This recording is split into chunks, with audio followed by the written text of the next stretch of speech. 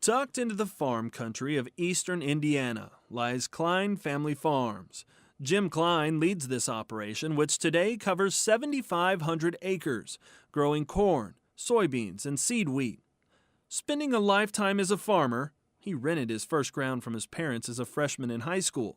Jim has learned to deal with challenges. I've always compared farming as being a Chicago Cub fan, because next year is always going to be better. Challenging is putting it mildly in this heavy clay country. 2 decades ago, Jim started looking for a better farming fit. At that time I ran the corn planter and planted most of the beans. And the only person that could work ground to suit me was my father and my brother.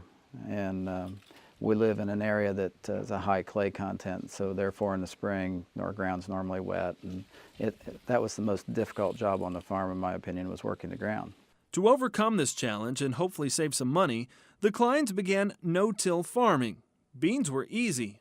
Corn, on the other hand, took more time to develop. We experimented quite a bit. I had a lot of neighbors that were on ridge till that had ideas that I borrowed, and we went to a 3-coulter system on our planter to work the soil in front of the row units. Over the years, that's evolved from the 3-coulter system to adjusting planting depth to eventually using strip tillage in the fall. That has worked very well for us in our soils, and that allows us basically to still no-till, but yet have a place that's warm and mellow to plant into. Today, the Klines are experimenting with twin-row corn and soybeans, looking to increase plant populations and hopefully yields. But as the farm evolves, Jim Kline has found he spends less time in a cab and more time in the office. He has goals to keep, increasing the net worth of his corporation by a minimum of 10% a year and owning a substantial portion of his acres debt-free by the time he reaches 65.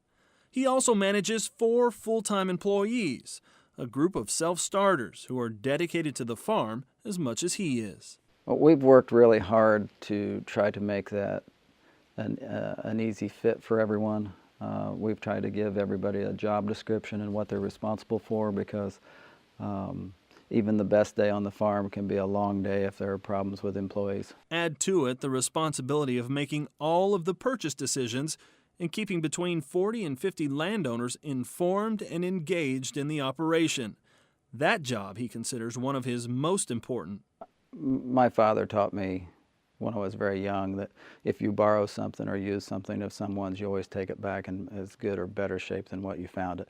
And that's what I feel about the land. I mean, I hope that people consider us a real steward of the land. And yet for years, the land and the changing of seasons were the stable part of his life.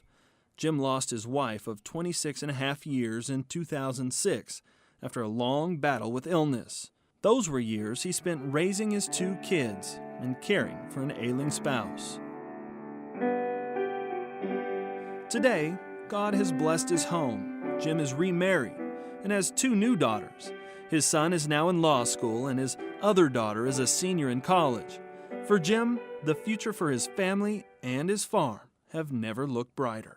My mother and father afforded me and my brother the opportunity to come back to the farm. And that's what I wanted to do for my children. And we want to get better. You know, if size comes with that, if we grow, then that's great. I think we'll have to, in order for our children to come back, we're going to have to expand some. And I think looking into the future and talking to some of the people that you talk to at Top Producer, growth is inevitable. We're going to have to grow. Congratulations to Jim Kline and Kline Family Farms, finalists for Top Producer of the Year.